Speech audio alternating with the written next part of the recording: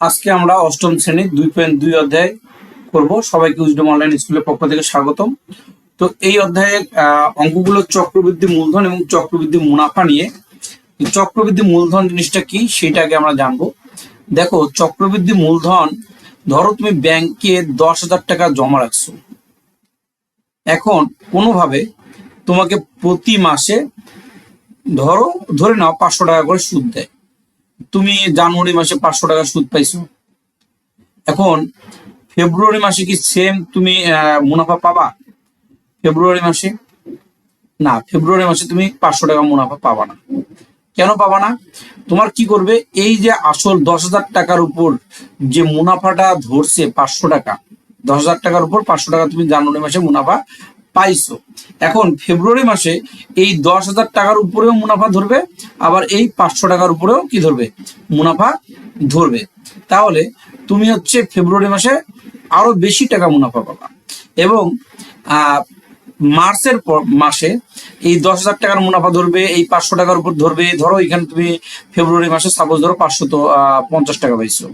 এখন মার্চ মাসে আসে এই 10,000 টাকার উপরও মুনাফা ধরবে, 500 টাকার উপরে ধরবে, এই 550 টাকার উপরে ধরবে। অর্থাৎ মুনাফার উপরে মুনাফা ধরা হবে। তাহলে এটা হবে চক্রবৃদ্ধি কি মুনাফা। তো আশা করি তোমরা বুঝতে পারছো। তাহলে আমরা চক্রবৃদ্ধি মুনাফা সম্পর্কে যেটা বুঝলাম সেটা হচ্ছে আসল টাকার উপর মুনাফা ধরে, আবার মুনাফার উপরও মুনাফা ধরে। ঠিক আছে, আমার যতদিন পর্যন্ত ব্যাংকে টাকা জমা থাকবে, মুনাফা যদি জমা থাকে, ওই মুনাফার উপর আবার মুনাফা ধরবে। এটা হচ্ছে চক্রবৃদ্ধি মুনাফা। তো আমরা 1 নম্বর অঙ্কটা দিয়ে শুরু করি। বার্ষিক 10% সরল মুনাফায় 1200 টাকার 4 বছরের সরল মুনাফা কত? 1200 টাকার 4 বছরের সরল মুনাফা। সরল মুনাফা নির্ণয়ের সূত্র কি?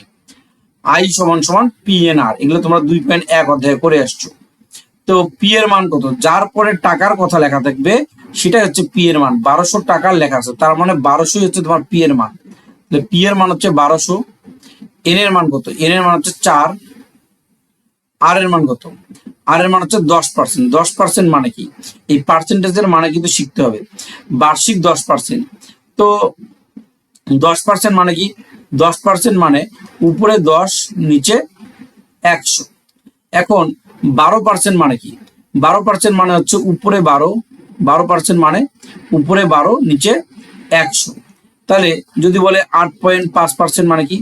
উপরে 8.5, নিচে কত হবে? 100। এটা হচ্ছে আমাদের পার্সেন্টেজ। তাহলে 10% মানে হচ্ছে উপরে 10, নিচে 100। তাহলে 10কে 100 দিয়ে যদি ভাগ করি তাহলে আমাদের 0.1 হয়। তাহলে এখানে আমরা 0.1 বসাবো। এখন যদি আমি এই 1200, 4 আর 0.1 গুণ করি তাহলে আমাদের রেজাল্ট কত হবে? 1200 গুণন 4 গুণন 0.1 যদি গুণ করে 480 হয়, তাহলে আমাদের উত্তর হবে 480 টাকা। তাহলে সরল মুনাফা কত? 480 টাকা। আচ্ছা, এখন এই অধ্যায় পড়ার জন্য আমরা আরো কিছু বেসিক শিখবো। সেটা হলো চক্রবৃদ্ধি মূলধন নির্ণয়ের সূত্র কি, আবার চক্রবৃদ্ধি মুনাফা নির্ণয়ের সূত্র কি। এখানে চক্রবৃদ্ধি মূলধনের কথা বলছে, কোন কোন জায়গায় চক্রবৃদ্ধি মুনাফার কথাও বলছে। তো আমরা এই দুইটা সূত্র এখন শিখবো। চক্রবৃদ্ধি মূলধন,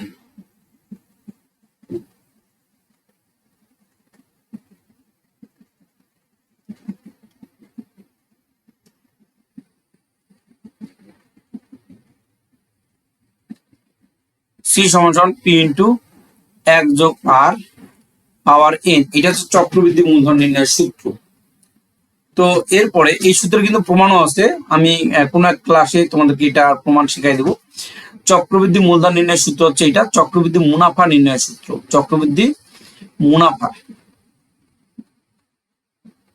চক্রবৃদ্ধি মুনাফা নির্ণয়ের সূত্র হচ্ছে সি মাইনাস পি।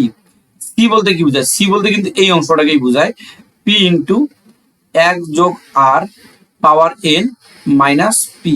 এটা হচ্ছে চক্রবৃদ্ধি মুনাফা নির্ণয়ের সূত্র। তো চক্রবৃদ্ধি কথাটার অর্থ কি? যেটা চক্রাকারে বাড়ে। এখন চক্রাকারে কি বাড়ে? চক্রাকারে আমাদের মুনাফা বাড়ে, মূলধন বাড়ে, এই জন্য এর নাম হচ্ছে চক্রবৃদ্ধি মূলধন। তো চক্রাকারে বাড়ে অর্থাৎ জানুয়ারি মাসে যে মুনাফাটা পাই আমি, তার উপরে আবার সুদ ধরে ফেব্রুয়ারি মাসে মুনাফার পরিমাণ আগের চেয়ে বৃদ্ধি পায়। তারপরে মার্চ মাসে আবার বৃদ্ধি পাবে, এপ্রিল মাসে, প্রতি মাসে বৃদ্ধি পাবে। এই টাকাগুলো যদি আমি সম্পূর্ণটা টোটাল করি, দেখা যাবে যে সরল মুনাফার চেয়ে আমি চক্রবৃদ্ধি মুনাফা কি পাচ্ছি, বেশি পাচ্ছি। আচ্ছা, এখন আমরা অঙ্ক যেটা করবো সেটা হচ্ছে 2 নম্বর অঙ্ক। 2 নম্বর অঙ্কে চক্রবৃদ্ধি মূলধন বের করতে বলছে। যখনই চক্রবৃদ্ধি মূলধন বের করবে তখন তোমার ওই সূত্রটা মাথায় চলে আসবে, যে সূত্রটা নিয়ে এখনই আমি আলোচনা করলাম। তো অঙ্ক নাম্বার 2 নম্বর অঙ্কে বার্ষিক 10% মুনাফায়, অর্থাৎ এইখানে যে অংশগুলো দেওয়া আছে, এই যে এখানে যে অংশগুলো দেওয়া আছে সেই অংশগুলোর নাম আমরা আগে এখানে লিখবো। তাহলে 2 নম্বর অঙ্ক, মুনাফার হার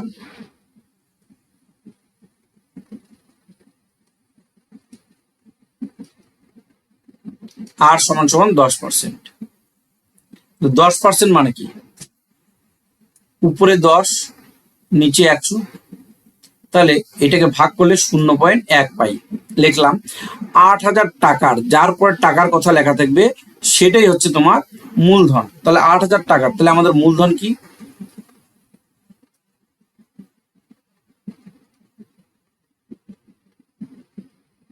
পি সমান সমান 8,000 টাকা। 3 বছরের চক্রবৃদ্ধি মূলধন, 3 বছরের কি মূলধন, চক্রবৃদ্ধি মূলধন। তাহলে সময় হচ্ছে আমাদের 3 বছর, এন সমান সমান 3 বছর। তাহলে এখন আমরা চক্রবৃদ্ধি মূলধন বের করবো। তাহলে অতএব চক্র বৃদ্ধি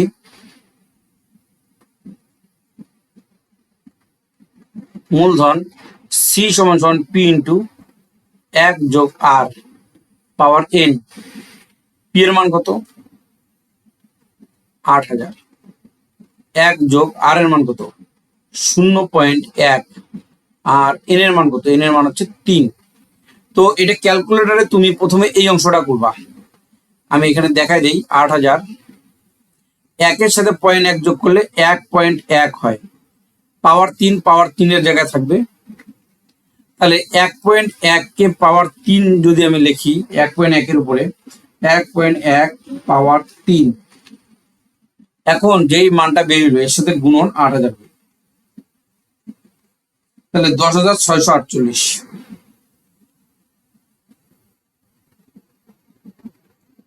600 কত হবে, 48 টাকা। তো এটা হচ্ছে আমাদের চক্রবৃদ্ধি মূলধন। আশা করি তোমরা এটা বুঝতে পারছো। এখন আমরা অঙ্ক 3 নাম্বার করব। এখানে বলছে দুইটা কথা বলছে, দেখো, সরল মুনাফা আর চক্রবৃদ্ধি মুনাফার পার্থক্য, অর্থাৎ আমি প্রথমে সরল মুনাফা বের করব, তারপরে চক্রবৃদ্ধি মুনাফা বের করব, তারপরে দুইটাই বিয়োগ করে দেব। তাহলে সরল মুনাফা চক্রবৃদ্ধি মুনাফা দুইটা আমরা মুনাফা বের করে নেই। তো তার আগে এখানে কি কি দেওয়া আছে সেই জিনিসগুলো লিখতে হবে। বার্ষিক শতকরা 10 টাকা, বার্ষিক শতকরা 10 টাকা মানে কি, শতকরা 10 টাকা মানে মুনাফার হার। আবার বুঝো, বার্ষিক শতকরা 10 টাকা মানে কি, মুনাফার হার। তাহলে আমাদের এখানে কি কি দেওয়া আছে 3 নম্বর অঙ্কে, অঙ্ক নাম্বার 3,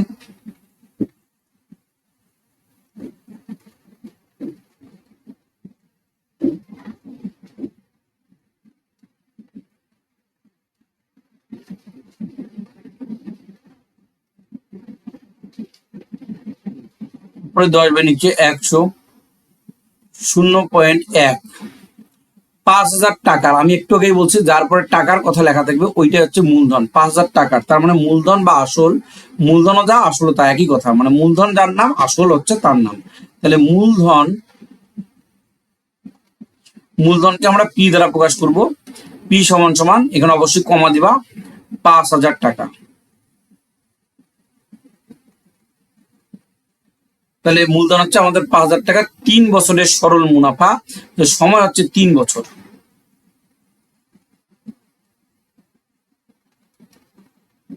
এন সমান সমান 3 বছর। তাহলে এখন তোমাকে বের করতে বলছে কি, একটা সরল মুনাফা আর একটা হচ্ছে চক্রবৃদ্ধি মুনাফা। তাহলে আমরা প্রথমে সরল মুনাফা বের করব, তারপরে চক্রবৃদ্ধি মুনাফা বের করব। তাহলে সরল মুনাফা বের করি। অতএব সরল মুনাফা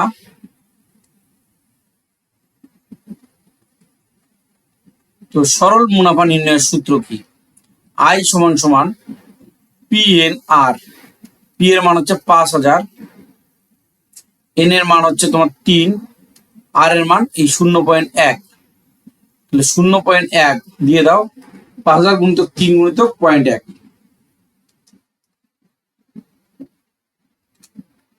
তাহলে 1500 টাকা।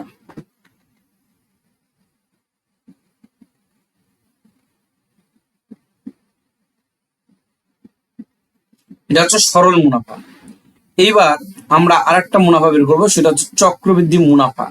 তো চক্রবৃদ্ধি মুনাফা বের করার আগে আমরা চক্রবৃদ্ধি মূলধন বের করে নিব। চক্রবৃদ্ধি মুনাফা বের করার আগে কি বের করবো? চক্রবৃদ্ধি মূলধন বের করব। কেন বের করব একটু পরে আমি আলোচনা করতেছি। চক্রবৃদ্ধি মূলধন, তো চক্রবৃদ্ধি মূলধনকে কি দ্বারা প্রকাশ করা হয়? সি দ্বারা প্রকাশ করা হয়। সি মানে কি? সিতে বলা হয় কম্পাউন্ড, POUND। সি হচ্ছে কম্পাউন্ড, কম্পাউন্ড হচ্ছে চক্রবৃদ্ধি। হ্যাঁ, কম্পাউন্ডের বাংলা হচ্ছে চক্রবৃদ্ধি। তো আশা করি তোমরা বুঝতে পারছো। এখন সি সমান সমান পি ইন্টু 1 যোগ আর পাওয়ার n। পি এর মান কত? পি এর মান 5000, 1 যোগ আর এর মান কত? 0.1। এন এর মান কত? এন এর মান হচ্ছে পাওয়ার 3। তাহলে এখন আমরা কি করব?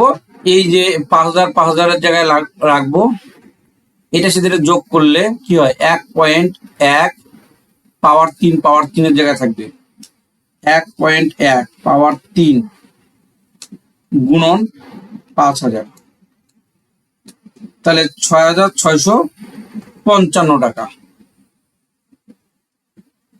6655 টাকা। আমি চক্রবৃদ্ধি মূলধন কেন বের করবো এই কথাটা বলছিলাম। চক্রবৃদ্ধি মুনাফা নির্ণয়ের সূত্র কি এটাকে মনে করো, একটু আগে লিখে দিছিলাম। তো চক্রবৃদ্ধি মুনাফা নির্ণয়ের সূত্র, চক্রবৃদ্ধি মুনাফা সমান সি মাইনাস পি। এই সি এর মান কোনটা? সি মানে তো চক্রবৃদ্ধি মূলধন, অর্থাৎ এই মানটা আমি আগে বের করে নিছি। এটা হচ্ছে সি এর মান 6655, 6655 বিয়োগ পি এর মান কত? পি এর মান হচ্ছে 5000। দেখো এই যে আমরা পি এর মান উপরে লিখে রাখছি। পি এর মান কত? 5000। তাহলে 5000 টাকা আমরা এখানে লিখে দেই।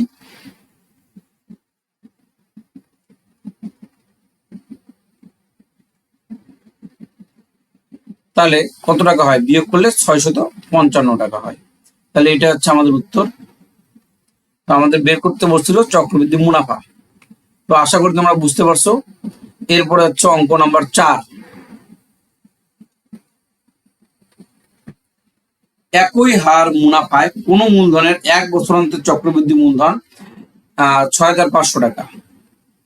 1 বছরান্তের চক্রবৃদ্ধি মূলধন 6500 টাকা, 2 বছরান্তের চক্রবৃদ্ধি মূলধন 6760 টাকা। এই অঙ্কটা অনেক ইম্পর্টেন্ট, এই অঙ্কটা অনেক সৃজনশীল পরীক্ষাতেও আসছে। তো মূলধন নির্ণয় করো। তো একটু বুঝতে হলে আমরা একটু ধীরে ধীরে বুঝবো। প্রথমে আমরা মূলধন ধরে নিব। ধরি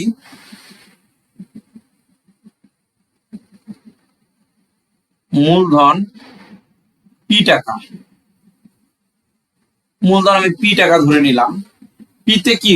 পিতে হচ্ছে প্রিন্সিপাল। প্রিন্সিপাল মানে আসল বা মূলধন।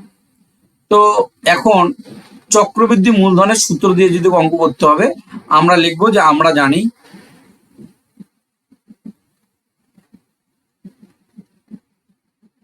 জানি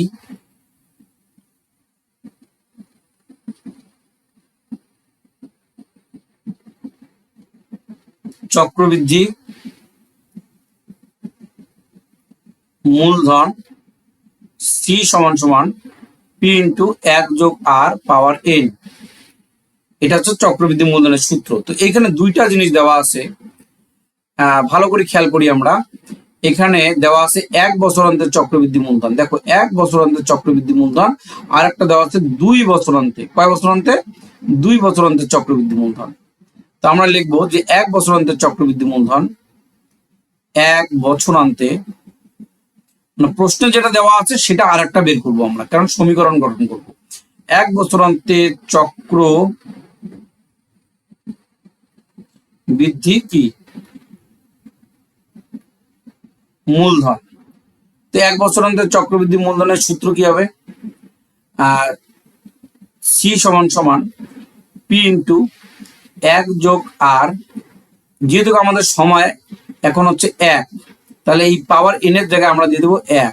তো কোনো সংখ্যার উপর পাওয়ার 1 থাকাও যে কথা, না থাকাও সেই কথা, পি ইন্টু 1 যোগ আর। এইবার 2 বছর অন্তের চক্রবৃদ্ধি কি মূলধন, সি সমান সমান পি ইন্টু 1 যোগ আর। এখন আমাদের সময় কত? 2। তো এখানে তো এন ছিল, এন এর জায়গায় কত হবে? 2 হবে। তাহলে আমরা এখন সমীকরণ গঠন করব।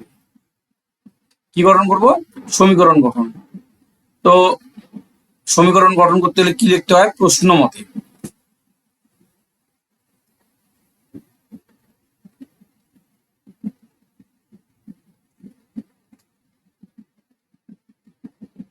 পি ইন্টু 1 যোগ আর, এটা হচ্ছে 1 বছর অন্তে। তো 1 বছর অন্তের চক্রবৃদ্ধি মূলধন কিন্তু প্রশ্নে দেওয়া আছে, দেখো 1 বছর অন্তের চক্রবৃদ্ধি মূলধন 6500 টাকা। তাহলে পি ইন্টু 1 যোগ আর সমান সমান 6500। এইটা কিন্তু আমাদের সমীকরণ নাম্বার 1। এই সমীকরণের অঙ্ক যারা বুঝো না তারা 6.1 ভালো করে করবা। এরপরে পি ইন্টু 1 যোগ আর পাওয়ার কত হবে? 2 হবে। এটা 2 বছর অন্তে, এই যে 2 বছর অন্তের চক্রবৃদ্ধি মূলধন যেটা আছে এটা আমরা উঠাইলাম। এটা সমান সমান কি বসবে? 6760 হবে, কারণ এটা তো 2 বছরের নাকি, এটা 2 বছরের। 6760, 6760, এটা সমীকরণ নাম্বার 2। এখন আমরা যেটা করব, 2 নাম্বার সমীকরণকে 1 নাম্বার সমীকরণ দ্বারা ভাগ করবো। এখন কথা হলো আমি ভাগ কেন করব? দেখো এখানে পি এর সাথে 1 যোগ আর গুণ অবস্থায় আছে, এবার এখানে পি এর সাথে 1 যোগ আর হোল স্কয়ার গুণ অবস্থায় আছে। তো এই 2 নাম্বার সমীকরণটা কিন্তু বড় আর 1 নাম্বার সমীকরণটা ছোট, এই জন্য আমরা 2 নাম্বার সমীকরণকে 1 নাম্বার সমীকরণ দ্বারা ভাগ করব।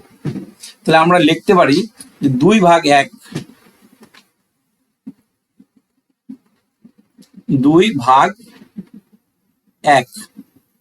তো পি ইন্টু 1 যোগ আর স্কোয়ার, স্কোয়ারের জায়গায় থাকবে পি ইন্টু 1 যোগ আর সমান সমান 6760, আর নিচে হবে 6500। পি পি কাটা যাবে, 1 যোগ আর হোল স্কোয়ারকে 1 যোগ আর দ্বারা যদি ভাগ করি বা 1 যোগ আর হবে সমান সমান এটাকে এটা দিয়ে ভাগ করলে আমরা ভাগফল পাবো 1.04,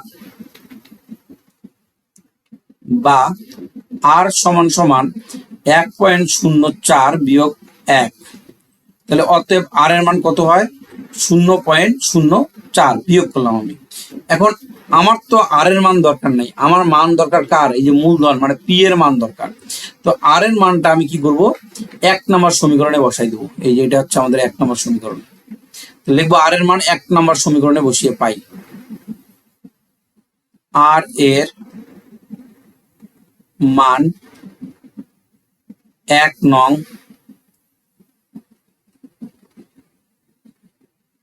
সমীকরণে বসিয়ে পাই। তাহলে পি ইন্টু 1 যোগ আর ছিল, আর এর জায়গায় হবে 0.04, আর সমান সমান দেখো 1 নম্বর সমীকরণ যারা বুঝতেছো না, এই দেখো পি পি এর জায়গায় থাকবে 1, 1 এর জায়গায় থাকবে আর এর জায়গায় আর এর মানটা বসাইলাম। যারা এই সমীকরণের বিষয়টা বুঝো না তারা 6.1 অধ্যায় ভালো করে করবা। আচ্ছা, পি পি এর জায়গায় 1, 1 এর জায়গায় আর এর জায়গায় বসাইলাম। এবার 6500, 6500 জায়গায় বসবে সমান সমান 6500, বা পি ইন্টু এই দুটো যদি যোগ করি 1.04 পাই সমান সমান 6500, বা পি সমান সমান 6500 ভাগ 1.04। তাহলে 6500 কে ভাগ 1.04 দ্বারা যদি ভাগ করি তাহলে 6250 পাই। তাহলে অতএব পি সমান সমান 6250। তাহলে অতএব আসল বা মূলধন কত টাকা, এটা ন হবে। হ্যাঁ, তো মূলধন হচ্ছে 6250 টাকা। তাহলে এইটার উত্তর এই পর্যন্তই। এই অঙ্কটা অনেক ইম্পর্টেন্ট, তোমরা বারবার করবা। এই অঙ্কটা আমি আরেকবার বুঝাই দেই। তো এখানে আমাদের মূলধন চাইছে, অঙ্কটার মধ্যে আমি মূলধনকে পি টাকা ধরে নিছি। হ্যাঁ, মূলধনকে পি টাকা ধরে নিছি। ধরে নেওয়ার পরে এখানে দুইটা কথা দেওয়া আছে, একটা 1 বছর অন্তর চক্রবৃদ্ধি মূলধন আর একটা 2 বছর অন্তর চক্রবৃদ্ধি মূলধন। তা আমরা বুঝে গেছি যে অঙ্কটা করতে হলে চক্রবৃদ্ধি মূলধনের সূত্র লাগবে। তা আমি এখানে চক্রবৃদ্ধি মূলধনের সূত্রটা লিখছি। হ্যাঁ, এই যে চক্রবৃদ্ধি মূলধনের সূত্র লেখার পরে আমরা 1 বছর অন্তর চক্রবৃদ্ধি মূলধন বের করছি। সি সমান সমান পি ইন্টু 1 যোগ আর পাওয়ার 1। তাহলে এই পাওয়ার 1টা এখন আর বসবে না, এইটাই ঠিক আছে। এবার 2 বছর অন্তর চক্রবৃদ্ধি মূলধন সি সমান সমান পি ইন্টু 1 যোগ আর পাওয়ার 2 হবে। ওকে, এখন কথা হইলো এইটা তো আমরা 1 বছর অন্তর চক্রবৃদ্ধি মূলধন এটা, আর এইটা হচ্ছে আমাদের 2 বছর অন্তর চক্রবৃদ্ধি মূলধন। এখন 1 বছর অন্তর চক্রবৃদ্ধি মূলধন আমি যেটা পাইলাম, এইটা সমান সমান আমি 6500 লিখতে পারবো কিনা বলো। 1 বছর অন্তর চক্রবৃদ্ধি মূলধন আমি পি ইন্টু 1 যোগ আর পাওয়ার কত পাইছিলাম, পাওয়ার তো ছিল না 6500, এটা 1 বছরের অন্তে পাইছি। তাহলে এটা একটা সমীকরণ গঠন হইলো। আবার 2 বছর অন্তে 1 যোগ আর স্কোয়ার সমান সমান এই যে এটা 6760, 6760 এটা পাইছি। এটাকে আমি 1 নম্বর সমীকরণ ধরছি, এটাকে 2 নম্বর সমীকরণ ধরছি। যেহেতু পি এর সাথে গুণ আছে, পি এর সাথে গুণ আছে, তাহলে 2 নাম্বারকে 1 নাম্বার দ্বারা ভাগ করছি। তো আমরা ভাগটা একটু দেখি এখানে। এই যে 2 নাম্বারকে 1 নাম্বার দ্বারা ভাগ করছি। মনে করো উপরে এ স্কোয়ার আছে, নিচে এ আছে, এটা দিয়ে এটাকে ভাগ করলে কত হবে, একটা এ হবে। তাহলে উপরে 1 যোগ এরকম না, 1 যোগ আর স্কোয়ার আছে আর নিচে 1 যোগ আর আছে। তাহলে 1 যোগ আর কে 1 যোগ আর স্কোয়ার, মানে এইটাকে দুইটাকে একটা দিয়ে যদি ভাগ করে তাহলে অবশ্যই একটা সংখ্যা পাবো। 1 যোগ আর হোল স্কোয়ার কে 1 যোগ আর দিয়ে ভাগ করছি। আর এই পি আর এই পি কি হয়ে যাবে, কাটা যাবে। এটা যেটা ভাগ করলে 1.04 হবে, ঠিক আছে। তারপরে 1 এদিকে যায় কি হয়ে যাবে, বিয়োগ হয়ে যাবে। তাহলে বিয়োগ হয়ে গেল, তাহলে 0.04। এই মানটা আমি যদি পি এর মান বের করতে চাই, তাহলে আমি 1 নম্বরে বসাইছি। 1 নম্বর সমীকরণটা ছিল পি ইন্টু 1 যোগ আর সমান সমান 6500, এটা ছিল। তাহলে এই জায়গায় আর এর জায়গায় দেখো এই মানটা বসছে। তারপরে এই দুটো যোগ হয়েছে, যোগফল এখানে বসছে। এখন এইটা দিক জায়গায় কি হয়ে গেছে, ভাগ হয়ে গেছে। ভাগ হয়ে যাওয়ার পরে আমার এই আনসারটা বেরোয় আসছে। তো আশা করি তোমরা বুঝতে পারছো। ছোটখাটো কোনো ভুল হলে কমেন্ট সেকশনে জানাইও, মানুষ কেউ ভুলের ঊর্ধ্বে না। তো এর পরের অঙ্ক আমরা 5 নম্বর অঙ্ক করব। 5 নম্বর অঙ্কটা কিন্তু অনেক সহজ। দেখো এখানে বলছে বার্ষিক শতকরা 8.50 টাকা চক্রবৃদ্ধি মুনাফায়। চক্রবৃদ্ধি মুনাফায় বললেই যে এটা মুনাফা, এটা কিন্তু মনে করিও না। আবার চক্রবৃদ্ধি মুনাফায় বলুক আর চক্রবৃদ্ধি মূলধনে বলুক, এটা কিন্তু চক্রবৃদ্ধি মূলধন। হ্যাঁ, 10,000 টাকার, যার পরে টাকার কথা লেখা থাকবে ওই টাকাটা কিন্তু মূলধন। তো এটা হচ্ছে মূলধন। ওকে, তো এখন এটা যে মূলধন, তোমাকে আরো একটা প্রমাণ দেয়। যদি এটা মূলধন যদি নাই হয়, এটা যদি মুনাফায় লেখা থাকলে এটা মুনাফায় হয়, তো তোমাকে চক্রবৃদ্ধি আবার মূলধন কেন বার করতে পারবে। দেখো চক্রবৃদ্ধি মুনাফায় চক্রবৃদ্ধি মূলধন ও চক্রবৃদ্ধি কি মুনাফা বের করতে বলছে। তো আমরা এখানে চক্রবৃদ্ধি, এটা হচ্ছে মূলধন, এটা হচ্ছে কি নাম এটা, যার পর টাকার কথা লেখা থাকবে সে হচ্ছে মূলধন। ওকে, কিন্তু এটা চক্রবৃদ্ধি মূলধন না, এটা শুধু মূলধন। আর আমাকে চক্রবৃদ্ধি মূলধন বের করতে হবে। তো শতকরা 8.50 টাকা মানে কি, মানে মুনাফার হার।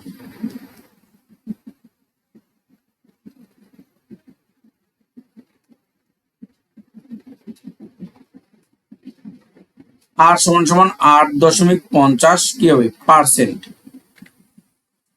তাহলে উপরে 8.50 আর নিচে 100 দিয়ে যদি আমি ভাগ করি, তাহলে 0.085 এটা আমি পাই। 0.085 তোমরা ভাগ করে দেখো, 50 ভাগ 100, আমি একটু ক্যালকুলেশন করে দেখলাম, ঠিক আছে। এরপরে বলছে 10,000 টাকা। তো যার পরে টাকার কথা লেখা থাকবে সে হচ্ছে শুধু মূলধন। মূলধন পি সমান সমান কত টাকা, 10,000 টাকা।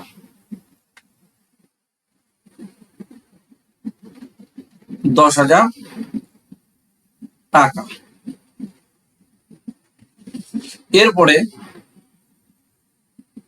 বার্ষিক শতকরা এত টাকা চক্রবৃদ্ধি মুনাফায়, এই চক্রবৃদ্ধি মুনাফায় যতই লেখা থাকে এরপরে টাকার কথা লেখা আছে, এটা তার মানে এটার নাম হচ্ছে মূলধন। এরপরে বলছে 2 বছরের, কি বলছে 2 বছরের, দেখি যে 2 বছরের চক্রবৃদ্ধি মূলধন ও চক্রবৃদ্ধি মুনাফা নির্ণয় করো।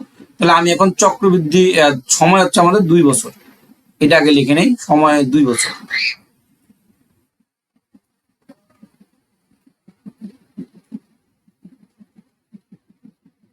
এইবার চক্রবৃদ্ধি মূলধন ও চক্রবৃদ্ধি মুনাফা বের করতে বলছে। তাহলে অতএব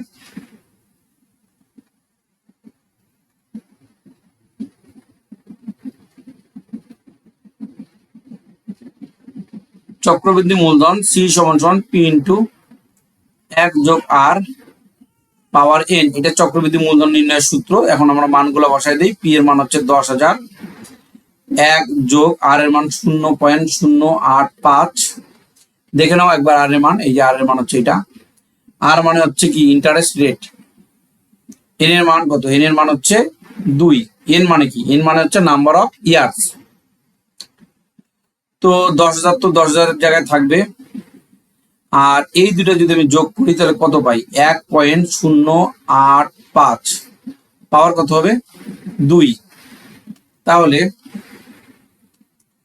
1.085 পাওয়ার 2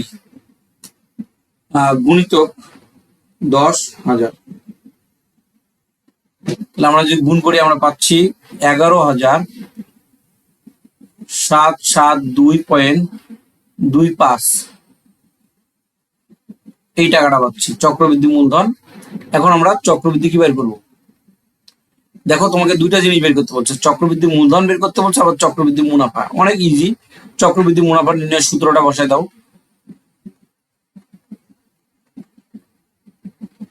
চক্রবৃদ্ধি মুনাফা সি মাইনাস পি। সি এর মান 11,772.25 বিয়োগ পি এর মান কত? এই যে পি এর মান হচ্ছে 10,000, মূলধনটা হচ্ছে পি এর মান।